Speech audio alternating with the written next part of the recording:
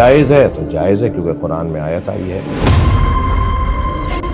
नबी मुकर्रम के ज़माने में होता रहा। हज़रत इब्न अब्बास रज़ी अल्लाह ताला अन्हु हिब्रुल उम्मा फरमाते हैं कि ये रिवायत नहीं है, मुता हराम करार नहीं दिया गया।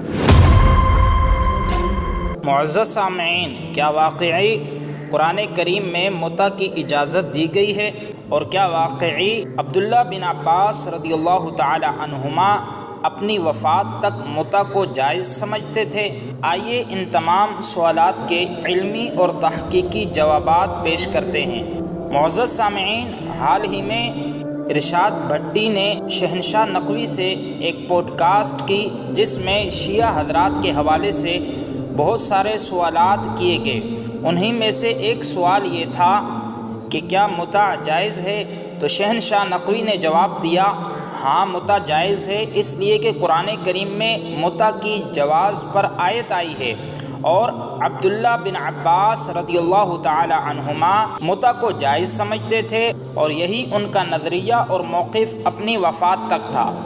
मुता जायज़ है बल्कि ज़रूरी है, ये आपकी किताबों से मैंने लिया है। जवाज़ मुता का अक़ीदा ना रखने वाला शीयत से खारिज है और मुता मजूसिया मतलब आतिश परस्त, यहूदिया, निसरानिया की औरत से भी जायज़ है। देखिए, ज़रूरी है जिसको हराम में मुब्तला होने का खौफ है।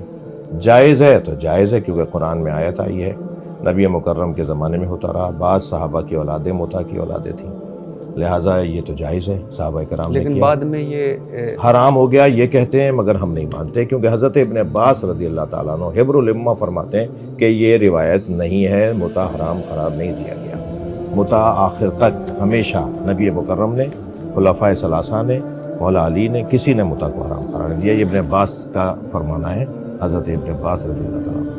मुअज़्ज़ज़ सामईन, आइए हम सबसे पहले कुरान करीम में यह मसला देखते हैं कि क्या कुरान इस बात की इजाज़त देता है। सूरतुल मुमिनून में अल्लाह तबारक व तआला इरशाद फरमाता है, अल्लज़ीना हुम लिफ़ुरूजिहिम हाफ़िज़ून, फरमाया और वो जो अपनी शर्मगाहों की हिफाजत करते हैं, इल्ला अला अज़वाजिहिम औ मा मलकत ऐमानुहुम फ़इन्नहुम गैरु मलूमीन, मगर अपनी बीवियों या शरई बांदियों पर जो उनके हाथ की मिल्क हैं, उन पर कोई मलामत नहीं। तो फमन इब्तग़ा वराअ ज़ालिका फ़उलाइका हुमुल आदून, फरमाया तो जो इन दो के सिवा कुछ और चाहे वही हद से बढ़ने वाले हैं। मुअज़्ज़ज़ सामीन, इन आयात से वाज़ेह है कि औरतों से नफ़ा उठाने की सिर्फ़ दो ही जायज़ सूरतें हैं, शरई निकाह या बांदी की सूरत में। इसके अलावा हर तरीक़ा नाजायज़ और हराम है और ऐसा शख्स कुरान के मुताबिक हद से बढ़ने वाला है। और ऐसा बंदा कि जहाँ कुरान करीम मुता को हराम करार दे रहा है वो उसे हलाल कहे, यकीनन वो अल्लाह के गज़ब को दावत देने वाला है। मुअज़्ज़ज़ सामीन, कुरान करीम की वो आयत के जिससे शिया हज़रात इस्तिदलाल करते हैं वो आयत करीमा सूरतुन निसा आयत नंबर 24 है। अल्लाह ताला ने इरशाद फरमाया, फ़मस्तमतअतुम बिही मिनहुन्ना फ़आतूहुन्ना उजूरहुन्ना फ़रीदा, तो जिन औरतों से तुम निकाह में फ़ायदा उठाओ उन्हें उनका मुकर्ररा मेहर दे दो। मुअज़्ज़ज़ सामीन, इस आयत से शिया हज़रात इस्तिदलाल करते हैं कि इसमें मुता का जवाज़ बयान हुआ है, हालांकि ये आयत भी निकाह के ताल्लुक़ से है। मुता का ज़िक्र इसमें बिल्कुल भी नहीं है और इस्तिमता का मतलब यहाँ निकाह के बाद जिमा और अज़दवाजी फ़ायदा है। जैसा कि आप तमाम मुफस्सिरीन किराम को पढ़ेंगे तो उन्होंने यहाँ निकाह शरई को ही बयान किया है, ना कि माअज़ल्लाह मुतआ को। अगर हम अहादीस रसूल सल्लल्लाहु अलैहि वसल्लम को देखें तो सही मुस्लिम की यह हदीस जो हज़रत सबूरा जोहनी रज़ियल्लाहु ताला अन्हु रिवायत फरमाते हैं, वो कहते हैं कि नबी पाक सल्लल्लाहु अलैहि वसल्लम ने इरशाद फरमाया, या अय्युहन्नास, ए लोगो, इन्नी क़द कुन्तु उज़िनतु लकुम फ़िल इस्तिमताई मिनन निसा, बेशक मैंने तुम्हें औरतों से मुते के ज़रिए फ़ायदा उठाने की इजाज़त दी थी, لیکن وَإِنَّ اللَّهَ قَدْ حَرَّمَهُ إِلَى يَوْمِ الْقِيَامَةِ، لیکن بے شک اللہ تعالیٰ نے تحقیق متع کو قیامت تک کے لیے حرام قرار دے دیا۔ فرمایا فَمَنْ كَانَ عِنْدَهُ مِنْهُنَّ شَيْءٌ فَلْيُخَلِّ سَبِيلًا، لہذا جس کے پاس ایسی عورت ہو تو وہ اس کو چھوڑ دے۔ وَلَا تَأْخُذُوا مِمَّا آتَيْتُمُوهُنَّ شَيْئًا، اور انہیں جو بطور مہر دیا ہے اس میں سے کچھ واپس نہ لو۔